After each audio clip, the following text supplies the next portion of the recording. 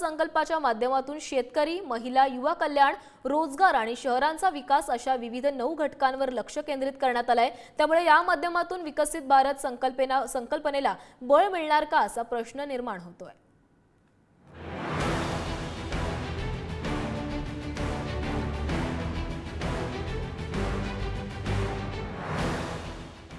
I present the budget for 24-25.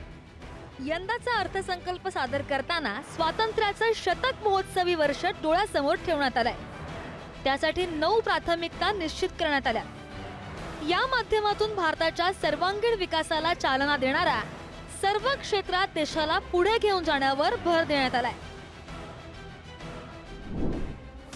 अर्थसंकल्पातील 9 प्राथमिकता: कृषी उत्पादकता आणि लवचिकता, रोजगार आणि कौशल्य, सुधारित मानवी संसाधने, सामाजिक न्याय, उत्पादन आणि सेवा, शहर विकास, नागरी विकास, ऊर्जा संरक्षण, पायाभूत सुविधा, नवकल्पना, संशोधन आणि विकास, नव्या पिढीसाठी सुधारणा।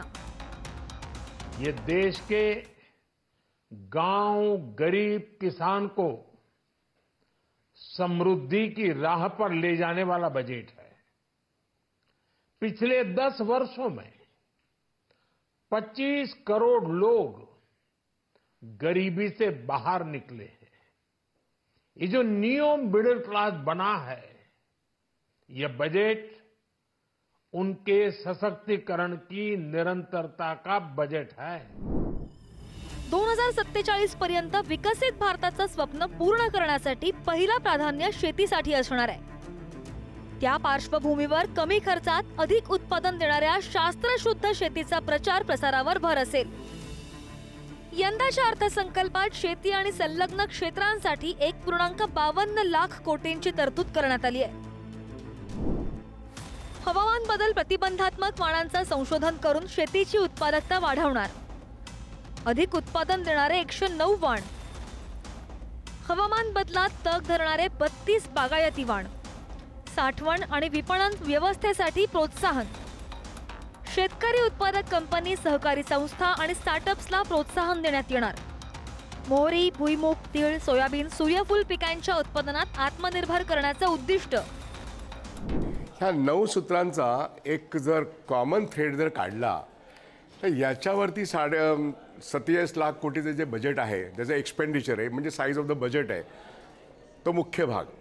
पण एक ऑपरेट कोण करणार, ही 9 सूत्र अंमलात कोण पाडणार, तर हे सगळे या देशातले प्रमुख कॉर्पोरेट्स करतील।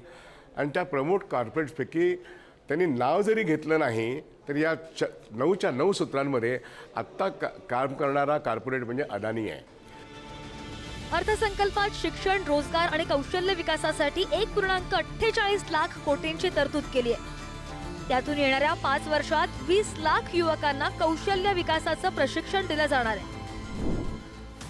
ज्यांना सरकारी योजनांचा लाभ मिळत नाही, शैक्षणिक कर्जात सवलत, 10 लाखांचं एज्युकेशन लोन मिळणार, लोनचे 3% पैसे सरकार देणार, 1 कोटी तरुणांना टॉप कंपन्यांमध्ये इंटर्नशिपची संधी, इंटर्नशिप करणाऱ्यांना दर महिन्याला 5,000 रुपये मिळणार, पहिला जॉब करणाऱ्यांना 1 लाखांहून कमी पगार असल्यास EPFO मध्ये 15,000 रुपयांची मदत 3 हफ्त्यात मिळणार।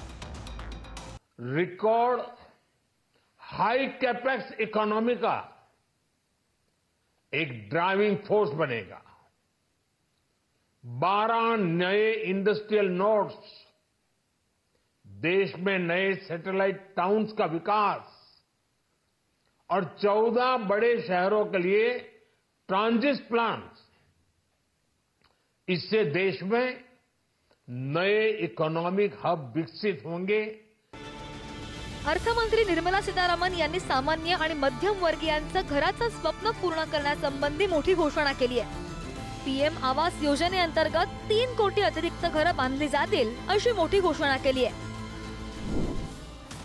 PM आवास योजना 2.0 अंतर्गत 3 कोटी नवीन घरं बांधली जाणार आहेत। PM आवास योजनेअंतर्गत शहरातील 1 कोटी कुटुंबाला घरं देण्यात येणार आहेत। शहरामधील गृहनिर्माण योजनेसाठी 10 लाख कोटी रुपयांची तरतूद करण्यात आली आहे। या अर्थसंकल्पाच्या माध्यमातून शेतकरी, महिला, युवा कल्याण, रोजगार, शहरांचा विकास, अशा विविध 9 घटकांवर लक्ष केंद्रित करण्यात आलंय। त्यामुळे या माध्यमातून विकसित भारत संकल्पनेला बळ मिळेल अशी आशा करूया। ब्युरो रिपोर्ट, पुढारी न्यूज।